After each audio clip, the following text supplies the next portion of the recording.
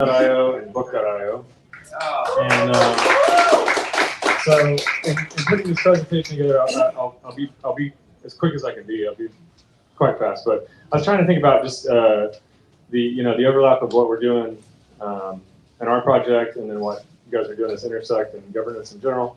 And actually, if everybody on all the other committees that are ICC members and individual members die, I'm actually third alternate, so I could actually possibly serve. It would be a catastrophic event if that happens.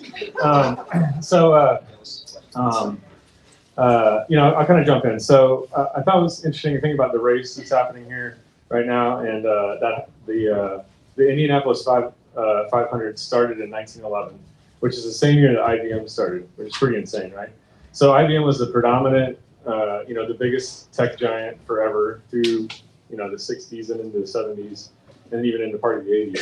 And it was unthinkable that something would outrival IBM as a hardware company until Microsoft comes on, right? And this is their 1980s logo, which I think looks like you could ride the lightning with it. It's awesome. And so we go from this world of, we didn't think that, IBM could ever be beaten, to now a software company is beating it. And then again, in the 80s it wins. And then of course we have Apple that overtakes them, right? Which was also unthinkable. And so this is kind of this construct of just like how technology changes. And so when I think about, and I'll kind of tie back into that, wrap it in. When I think about the sum total of the internet, what is it comprised of? It's sort of these elements, right? We've got websites and e-commerce, search engines, we've got professional media, we've got user-generated content, files and data. And then, comes along Web3, right? And we have this sort of extra, thing that comes in, and we have digital assets and blockchain. And I really think about it more in terms of this, right? And what the future of that and what the application is. Not to say every single thing needs to be its own blockchain, or every single thing needs to be its own smart contract. There's definitely reasons for centralization.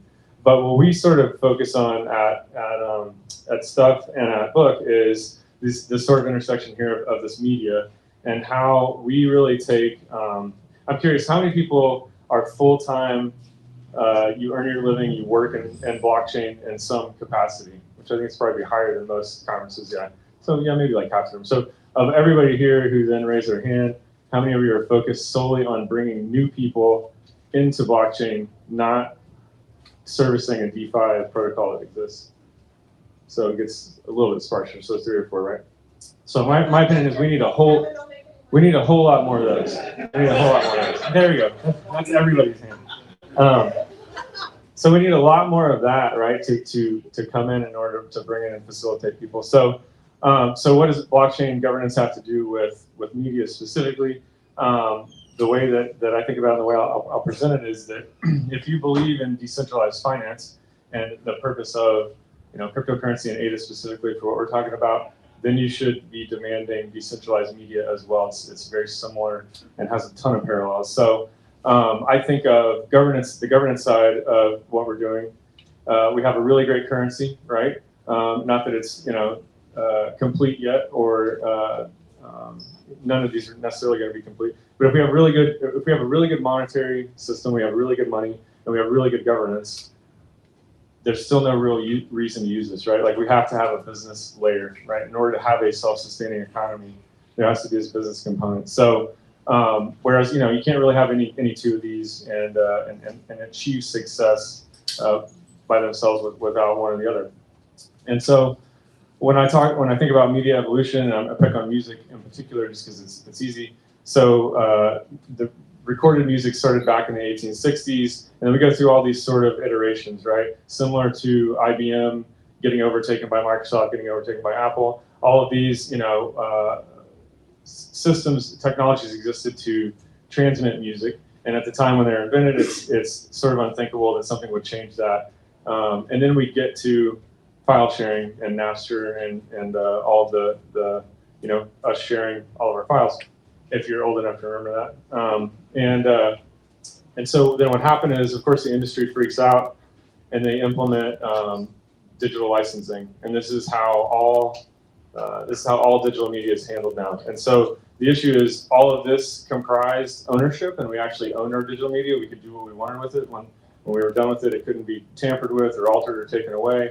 We could sell it, we could give it away to friends, and that no longer exists. So this effect from Napster, what has basically happened now is we have taken all of our media, and I could draw the same chart and basically say this is our monetary policy in fiat, and we have a centralized government that controls it, right? You could pencil that same exact thing in. And so when we think back to that, the chart of what comprises the internet, all of the digital media that we have, it's not just professional media, it's our own personal media. And if you extrapolate it a bit more, you could think, okay, if I use iCloud to back up all my photos, and that was compromised, and then my device or my hard drive was corrupt, I could lose all of my digital media, all of my files, like everything, until we reach a point where all of that is looked at as all of our digital media, not just our digital currency, should be decentralized. It's all susceptible to getting wiped out or eliminated. So I think we'll look back on this time in history of these early years of what's happened with digital licensing and think how crazy it is that we allowed some central players to basically control all that and all of us to effectively own nothing. So, who does this hurt?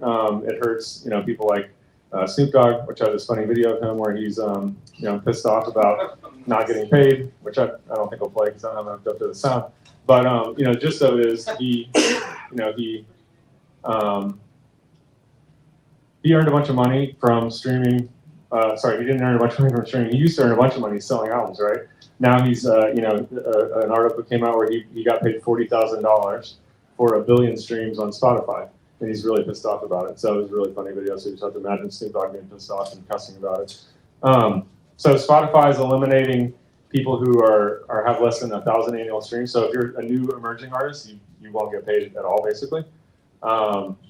This, I won't go into all this stuff, but basically, they make a ton of money. It's not distributed to artists, right? There's obviously a broken system. Same thing exists on the digital media side or on the video side as well. Redbox actually had an app. They went out of business. Everybody who bought stuff through there lost it. So this just sort of highlights this is a problem across all platforms. And then what's really interesting is about 2 weeks ago, Governor Newsom signed into law this piece of legislation that's starting January 1st in 2025 in California. You will not be able to, as a content seller, you will not be able to put a buy button or a purchase button on a game or a movie or an ebook or an audiobook. And so all of the sites, Amazon Prime, everything that has Kindle or Audible, and all these sites where we buy digital media is going to start saying, hey, you're just purchasing a license, and we're going to start, which is fantastic for us as a business because we could never have paid to have this actually happen. Yeah. Perfect at times, right? But it's going to really shine a light because a lot of times especially when I'm speaking at publishing conferences, publishers in particular will say, nobody cares about digital ownership. And it's like, well, yeah, because nobody's really had it, right? Until blockchain, until digital currencies, nobody actually truly had digital ownership. So you can't say nobody cares about it because nobody's really had it. But when you shine a spotlight on it like this, all of a sudden everybody's going to be like, wait, what the hell? I don't own this, So, the end result of this is just, a ton of, bad issues. But basically, when we buy something, right, we're buying a license to access that content. So at any time, the creator, the author, the retailer could take that away. They can change that, which sounds, dystopian and Orwellian. It happens a lot. There's a lot of instances where books are changed. Video has been changed. You can't even watch the original Star Wars anymore. It's impossible to see it unless you have the original. The first set of, it's actually the first pressing of the DVD was the last time so unless you have that, you can't watch it. It doesn't exist anymore. It's been changed, and we can't go back. So, and then government states, right? They've changed religious texts. This is an issue, and we sort of, it's kind of the frog in the pot of boiling water where we find ourselves now, as digital licensing started as a system to help creators and end file sharing, and the convenience of it, and saying, oh, this is great, I have an iPod, and blah, blah, blah. And now fast forward 25 years, where a lot of those licenses were actually capped at a 20 to 25-year mark, so that a lot of content that people purchase, they're going to start losing access to it, even though they thought that they bought and owned it. We really didn't. So I think I talked about most of that. So then, enter Web3, right? what's been happening, and we start get to this point where we have NFTs, and that's awesome. We have the singular digital objects, and kind of what's next, right? So there's been some reasons why that hasn't worked. We've tried to fractionalize songs, which gets into an issue with the SEC, and we saw this with several different artists. Celebrity meme tokens like Iggy Azalea's new thing are obviously going to be challenged because there's not really any real utility. It's basically an unlicensed token cell. A big issue was that a lot of sites like Gala Music, for instance, they would do a traditional licensing deal with the artist so they could get that content. They would put it behind use an NFT as a token gate, and then it's still just a streaming piece of media, but it's public. So anybody could still go there, I could still listen to it. And now it's kind of a worse solution because I can go listen to anything. I don't have to actually buy the NFT to hear it anyway. So the artist gets effectively nothing for it, right? So a lot of these too, I think just kind of cater to a crypto audience, and we're more interested in how do we get outside of there, right? So this just kind of goes into some of the fractionalized royalties and meme token stuff. So then how do we get to decentralized ownership, right? Where all of this is decentralized and we have a new way to move forward. So we have to, it has to evolve. It's got to be something that's not a security. It's fantastically ripe for disruption. It's great for creators and consumers alike. And then obviously this enables trading and all kinds of cool stuff that we haven't had. I'm going quickly, so we have time for the next thing. But when we look at sort of the broader audience here, I'll build all this in real quick.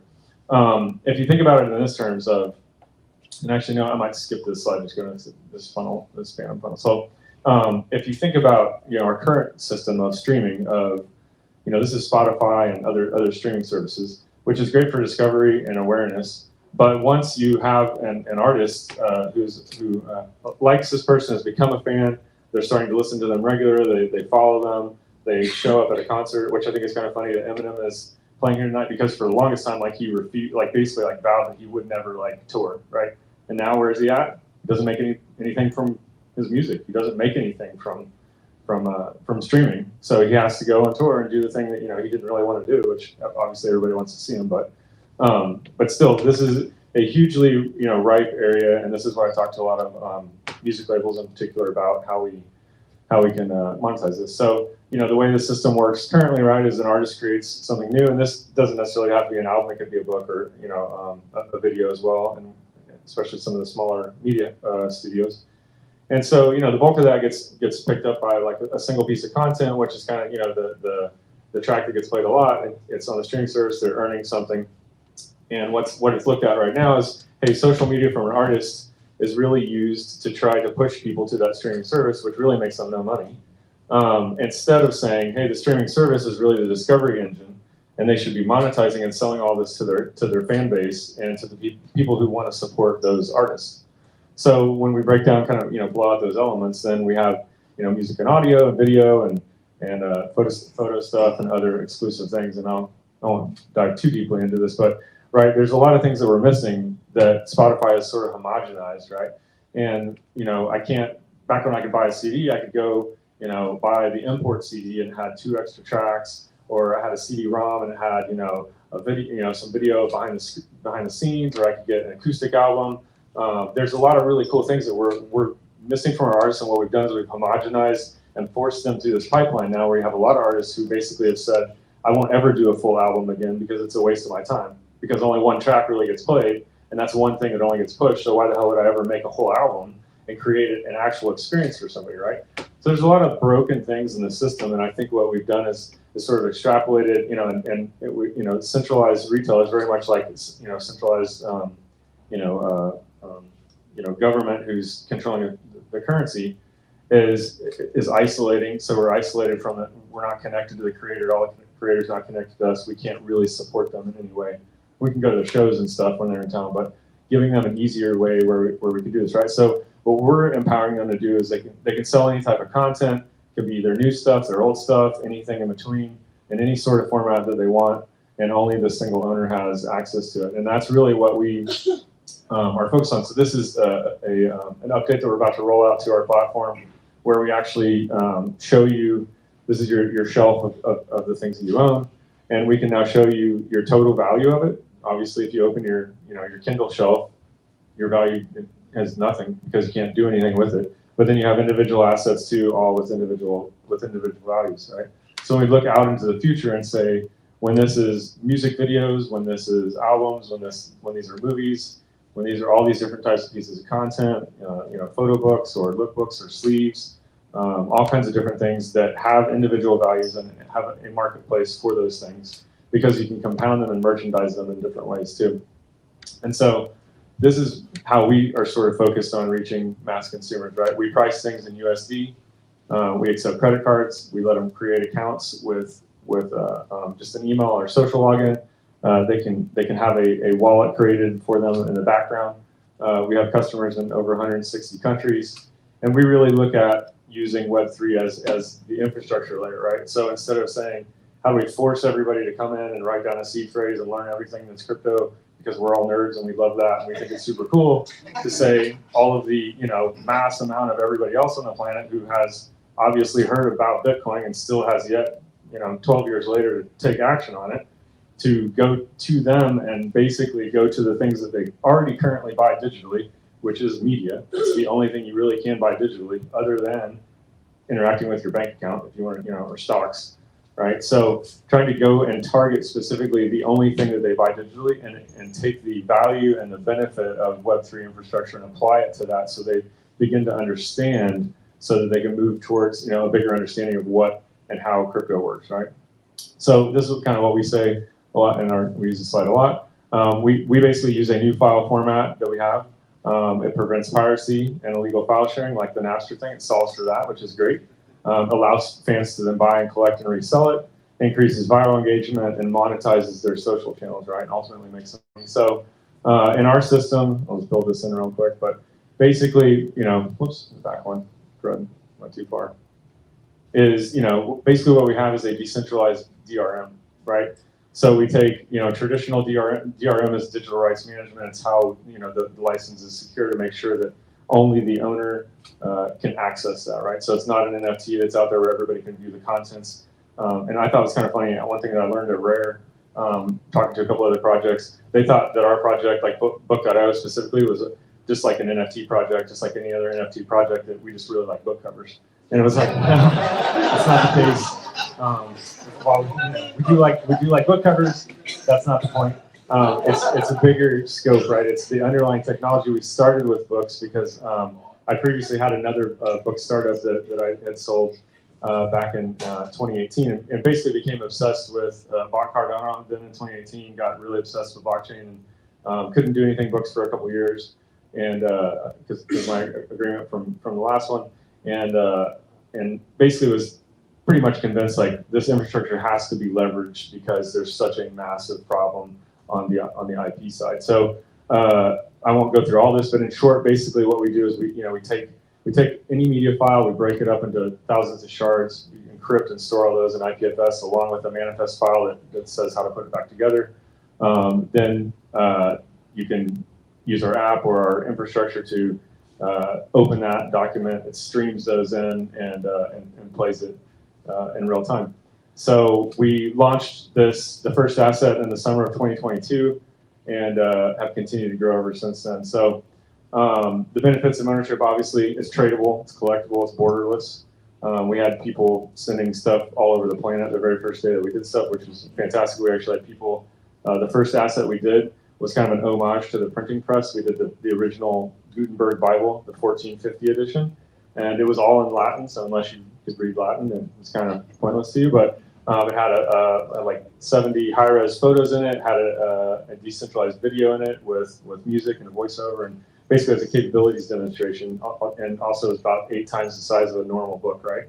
So that first day, we literally had people saying they were sending those to friends in China, which is awesome because we were like, oh crap, like we might be on some kind of list now.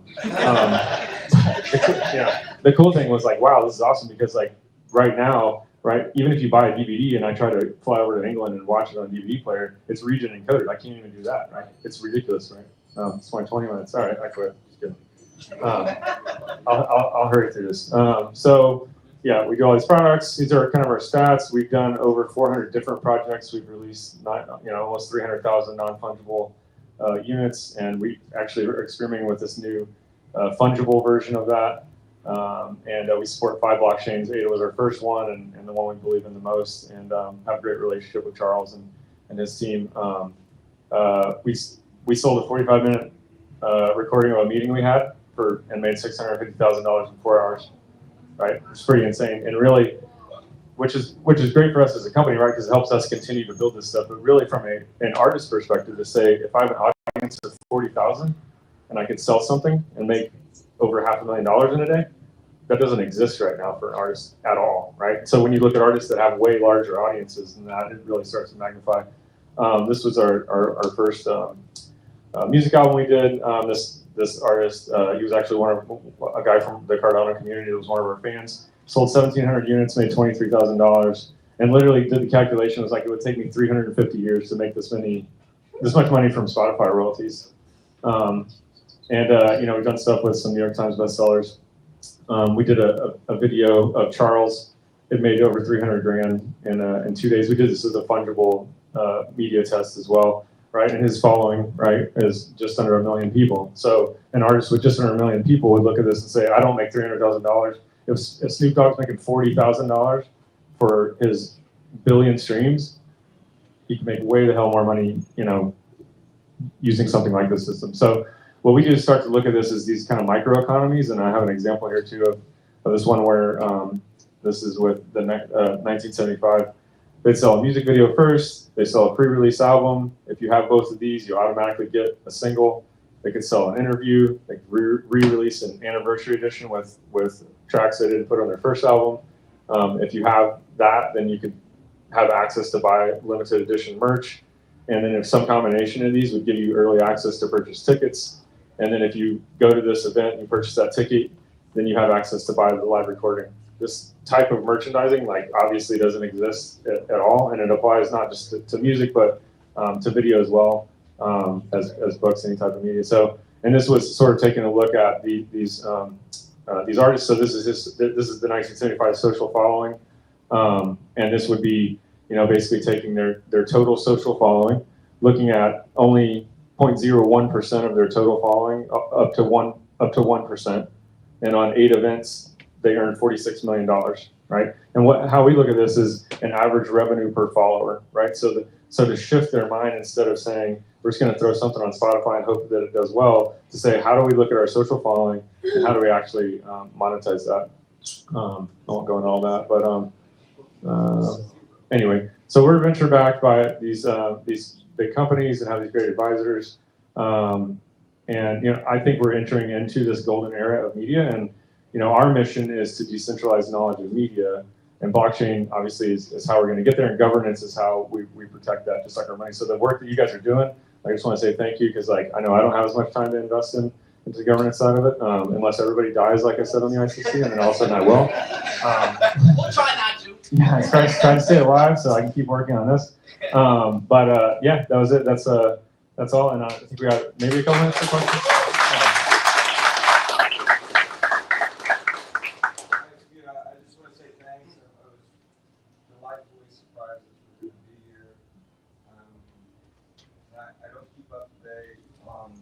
The tech shit, but I'm wondering, do you have a plan, or do you have a plan to get off of IPFS?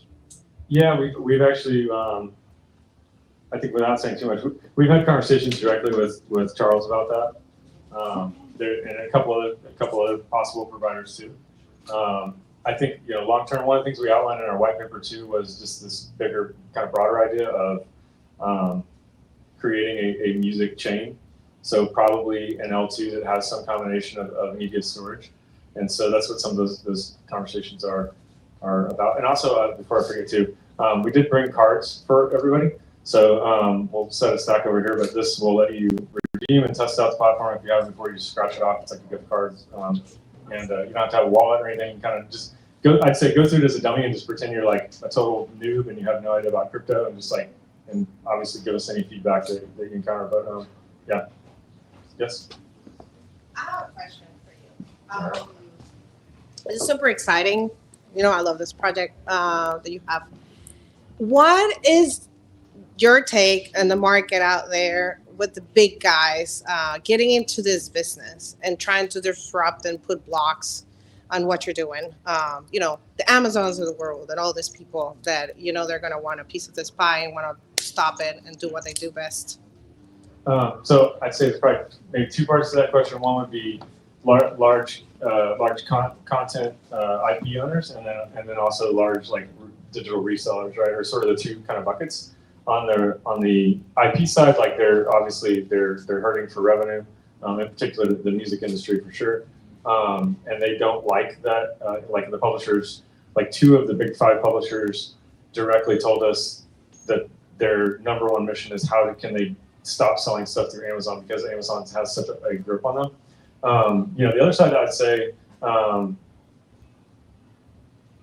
if I was still managing the Amazon case, I think that had blockchain existed when Jeff started Amazon, that he would have used that because it would be a better than solution, right? Because ultimately, right, it would empower both the creators and his consumers in a different way, and also, you know, earn residuals on all those sales as well, right? Like as the provider of that, we take a tiny slice of a secondary market too, right? So every asset that we do is just compounding so that we continue to pay that. So I don't know if that answered your question, but are they going to be happy with it?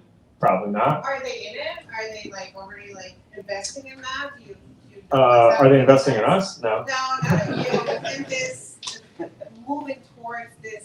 So I have some anecdotal answer to that. With Amazon specifically, I talked to the head of Audible, and he was very aware. He approached me and was very aware of our project and what we're doing, and then told me that they actually had a whole presentation. This probably would have been in maybe sometime late 2022 or early 2023, that they were trying to pitch internally to move towards decentralization on the Audible side specifically, and that there was no interest, and they did kind of a skunkworks project, and that they just decided that it wasn't worth their time, right?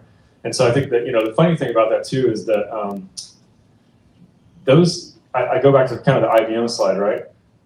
IBM never thought that a software company could disrupt what they were doing, right? Very similar to crypto and our traditional finance system. I don't think that in Google's, I'll talk about Google specifically, because they have tried to do media a couple times and have failed. I think that they have become so big and so bloated, all those tech companies, and a lot of the real innovators have left, and now you have people that are earning just, you know, enormous salaries. They don't do anything. Like I know a lot of these people, like directly, they're, you know, VP of blah blah blah whatever in Palo Alto, and they basically produce nothing and get paid, you know, $800,000 a year or something insane. I think a lot of the drive from those centralized companies has left, and so there's little interest, which kind of presents a huge opportunity too, because they're not looking at blockchain like a real viable thing that should be implemented at grand scale, which is great for everybody who's, you know, in the space. It's a ton of opportunity. And I think very much parallel with the Microsoft thing, right? Like they would have thought like that's insane. A software company would never be more valuable than us. We make the actual computer. And so the same thing I think about with Google and Apple. Like not, you know, they've kind of done some periphery blockchain stuff, and we've had conversations with you know, a few of them. And I used to actually in the last company we sold books to them in bulk, and it was very funny. Like the way that Facebook and Microsoft, all of them that approach technology, is very much a giant conglomerate that wants to go very slow and not do anything too crazy. Have you looked at any of the Sonium stuff from Sony Music Publishing?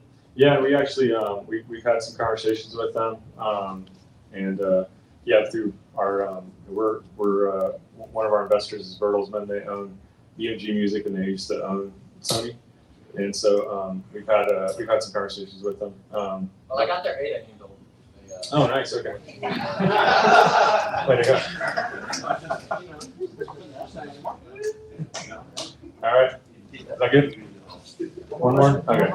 All right, go for This it. isn't blockchain related, but you mentioned you have your own format for your books that you created. Do you have a reader for your books, or how are they accessed? Yeah, we have a reader, and it's available as an iOS and an Android app, and then also as a web-based app. And then we built like a kind of rudimentary version of an SDK, and we're kind of in discussion with a few wallets about launching that, so that ultimately, like kind of on our roadmap, and you can see this in our white paper too, that our sort of step one was like decentralize the actual asset itself, and then and then gather all the content and creators and get that on there, and then we're working towards decentralizing the reader itself, so that no one entity is very much like in parallel with what is happening in governance in Cardano, right? It's like this process of like how do we get this to a place where we can then like hand it off, and like it could be either managed by a DAO or some other some other fashion, but that's sort of the long-term goal of the actual reader, or we call it the media player now because it does books and music and movies kind of all together, but is how do we completely decentralize that in a way where even we couldn't turn anything off, so that no media could be shut down or stopped or turned off. Awesome. Thanks, guys.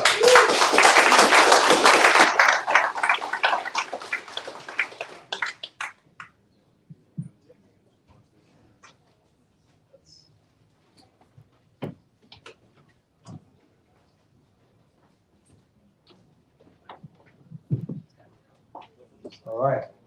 It's pretty hard to follow, actually. I don't know how much more exciting governance is compared to the book and stuff. All right, I'll get the slides up. So we're just going to quickly talk. We haven't got that long, I think, actually, so I'm definitely conscious of time. But we've got just a quick view on what does 2025 look like for Intersect, and then obviously, as a result of that, Cardano. So when the screen comes on, I can remember my lines. No pressure, it's fine. Yeah, but essentially next year we're set to be pretty big, and there's lots of cool initiatives that we can do. Also, what should we do? And this is part of the road show at the moment with. Thank you. Cool. Yeah, what should we do? And really, it's up to members what we do. It's not up to me. It's not up to Nick. It's not up to any of the staff. We can propose some ideas, and then hopefully you guys can say, yeah, that's good, or no, that's a bit of a shit one. So we'll see. All right. Stepping back slightly and reminding people what we're here for, what Intersect's mission is, and it's to ensure through our members the lasting continuity and progressive development of Cardano, fostering a self-sustaining ecosystem that's fit for purpose and perpetually future-proof. I think that the last bit I really like, the perpetual future-proof, because that is something that we always know we'll need to do. Our ecosystem moving so quickly, as 1 month in blockchain is 1 year in the traditional system. And so how do we keep staying relevant, keep staying safe, secure, and robust, everything that we love about Cardano? For example, quantum resistant properties, that stuff is maybe 10, 15 years away, but how do we prepare for it now and start thinking about it now? And so, yeah, this is what we're here. And essentially, it's through our members that we do everything, really. Our team are pretty small. 90% of everything that we've done this year is the we is everyone else. All right, so 3 things for 2025. One is to continue to empower our members to enhance Cardano's on-chain governance. We want to continue to strengthen Cardano's and Intersect's open source resilience. So Tex talked about that a lot. And just a quick mention, in 2023, I think IOG were accountable for 85% of commits to core Cardano. And 2024 is now 54% IOG. So they're moving in that direction, which is really positive. And that's through a lot of the work that Tex and the team are doing with open source. And then lastly, and this is something that I know Nick is super passionate about, is stimulating ecosystem utility and ultimately member engagement. We have a role to play at Intersect to help drive utility and transaction volumes within the Cardano ecosystem. And we can talk a little bit how Nick's got some good ideas for how we can do that as well next year. All right. So, yeah, I think 2025 is set to be big. If you guys approve, if the Cardano community wanted to be this big, we can do it. So number 1, we will be facilitating the approval and delivery of Cardano's budgets and product roadmap. Cardano's budget is the first time we're doing this. We have never done a budget for Cardano. It's the first time. And what does that look like? With that work's happening right now with the budget committee and the product committee. Essentially, that's what we talked about a lot, or Ouroboros Laos, or Ouroboros Prayos. Lots of different initiatives that we want to deliver, I think, and how much is that going to cost? Who does the work? All of that will be facilitated through us, but importantly, by an open and transparent PRD and RFP process, which means that any member can apply to do the work. So essentially, that's really important. It's one of the things that we I really want to drive home that there's no, just because ING, for example, have a lot of capabilities, it doesn't mean that they're the only ones that do the work, and all members have the opportunity to apply for different parts of the roadmap. All right, that's number one, which is a big thing, and we're doing that sort of right now, but that will carry on to next year. Number two, we want to improve governance tooling and also add more support services for our governance system. At the moment, we support, I would say, the ICC more than the other two roles, so DREPs and SBOs. The DREPs have had some support, but SBOs ultimately haven't had a lot of support with Intersect. That's partly because of the legacy that they're in the IOG discords and just pragmatic stuff with SBOs. But how can we improve SBO governance support? Adam talked about them using core credentials, and that's a bit difficult. So other things like that, different ideas, including new elections to confirm the new CC in the summer. So Josh will know from when he stood to be on the ICC that it's only a one-year term. So we've got to re-elect in the summer. And then that new CC may be more than a term, it might be 2 or 3 years, but we can decide on how long that is as a community.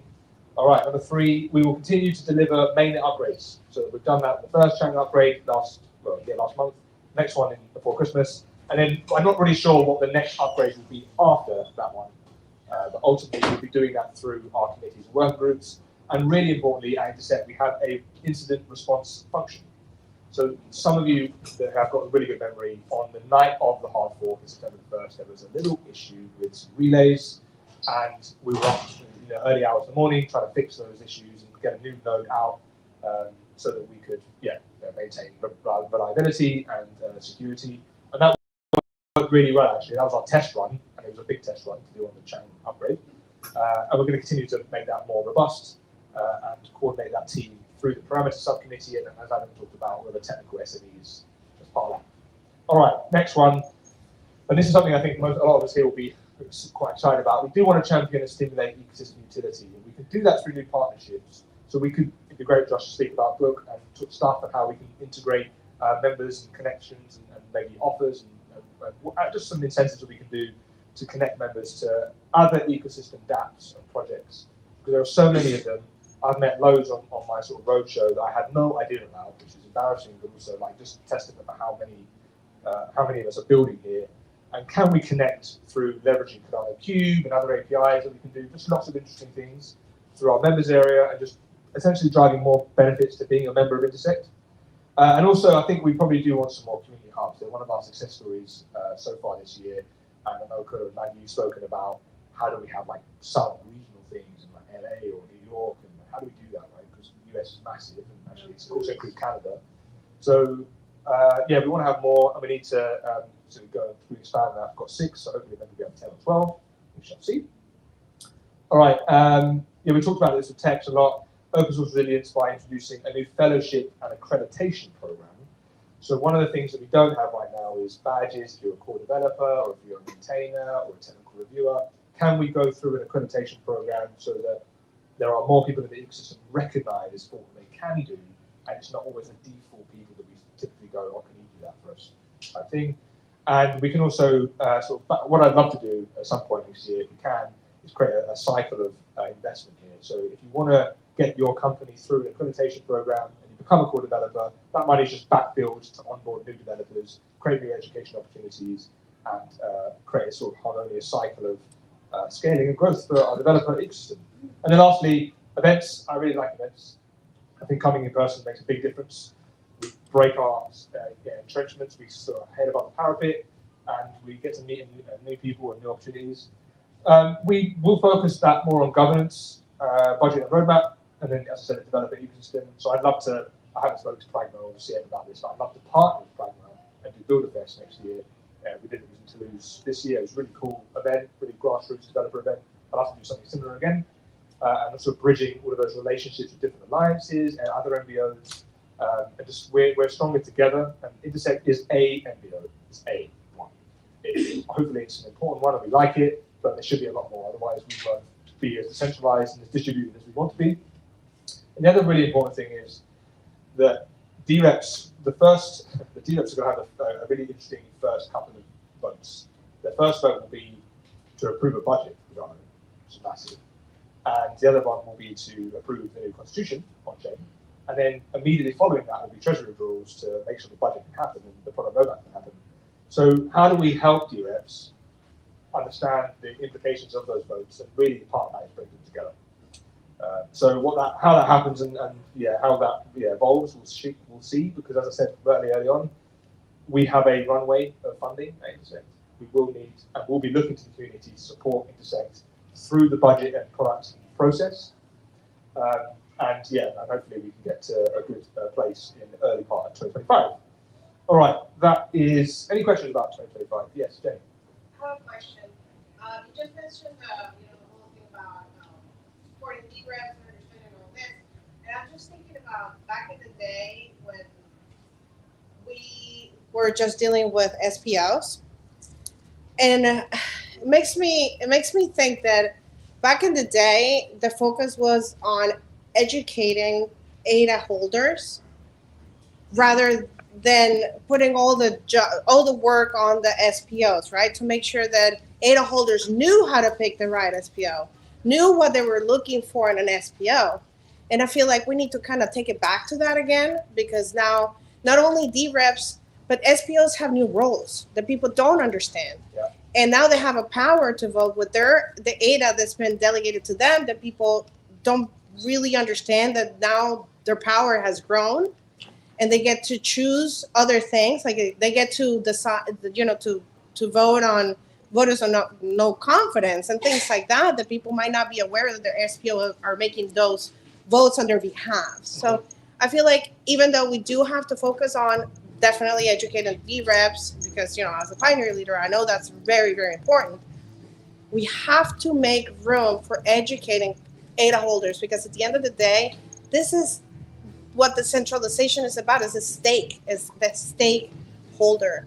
So what are the plans in terms of education for the broader community? Yeah, it's a really good question. I agree with you. And what we're seeing now with the numbers in governance is people that just love it or already know about it a little bit. And we're starting at that base level, and that we can only go up, in my opinion, on the numbers we have today. But I agree on the DREPs, on the education program, and that's actually part of the budget. There is an education and outreach bucket, which is very much the party working group input into that, but also that does involve educating people to get involved in governance.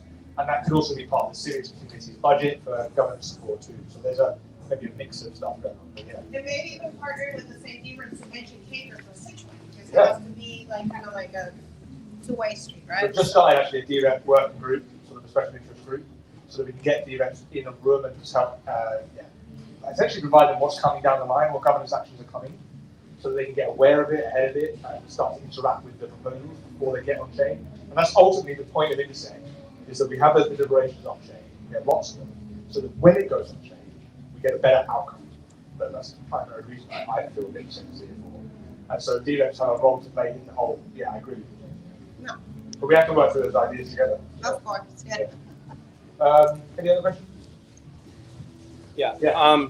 So are there processes in place regarding the disbursement of funds for the budget, like accountability and stuff like that? Like how do we as a community basically see that whoever's dispersing the funds, in this case Intersect, that they're doing it appropriately, they're doing a good job, they have good security in place, all that? It's a great question. So there's two angles to that. One is that I'm trying to be as best as possible, really impartial and not biased. So when the Intersect team, that should be throughout the whole Intersect team on the professional side of the company, that we are impartial. So if a contract is issued to somebody, it's because on merit, objectively, that member was the best member to deliver that piece of work. So that's that side of it, who gets money in the first place. And then when money's being distributed, our milestones being checked off. Quite similar to Catalyst in that milestone review point. So we make sure that's there. But there's that. And then there's the auditing of that, which we would have internally in the sector. So a committee, for example, is to be spun up to do scrutiny and oversight. That's part of the budget committee's work. But then after that, because that's all marking our own homework, right? So cool, you did a great job. But we need a third-party auditor outside of Intersect. And it could even be outside of blockchain, right? It could be one of the big four, if we need to get that big, auditing our own work, make sure it was to value, it was to spec, it was on time, to all of that stuff. So we need multiple auditors across the whole thing. So I agree with you. how to integrate the trust me bro cycle, you know. Yeah.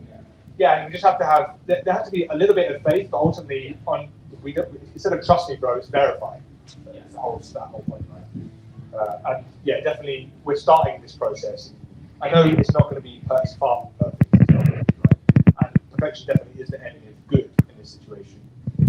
So we're going to get this first budget process done, probably more on the conservative side, as we spoke about this briefly. Slightly more conservative side, I imagine. So that when 2026 comes, the process is much more fast, okay, confidence in the system, in the whole structure and design. Yeah. But ultimately, the system's permissionless as well. So we have to maintain that core characteristic. That anybody can apply for treasury funding, and we have to rely on the off-chain processes and the DREPs to vote on good outcomes, good decisions. Yeah. All right, any other questions? All right, cool. I know time is tough. We want to do a little retro. That's Nick's got an idea, but he's already done it. Right, there you are. Okay, so we've got stop, start, continue. It would just be really cool to spend 10, 15 minutes with a couple of posties on what you'd like for Intersect to stop doing, to start doing, and continue doing. We really appreciate it. We're going to collate all of this. We've done it across all of our AMMs. We're going to put them all together and do a big report. We'll share that with our members in early November. Anything else, Nick, you want to add? No, I was just going to say, time permitting, it's probably easier if we can split you up into groups. So if we can take the first 2 rows here, you guys work together, the second 2 rows work together, I'd say everyone at the bar work together as a group, and then the guys along the back work together as a group. And we'll give kind of 5 minutes to each section. So in the first 5 minutes, you can stick all of your post-it notes on what you think you should stop doing on this first column where you've got stop on the post-it notes. I'll give you a shout after 5 minutes. We'll move on to start on the next column, and then after 5 minutes, we'll move on to continue. So if you can split up into groups, I've got pens and post-it notes here, so please come and collect drawings. All right. Sorry, take a pen you bought. I'll grab.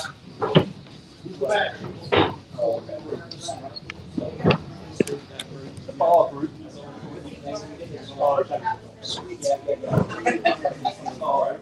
That's the how it all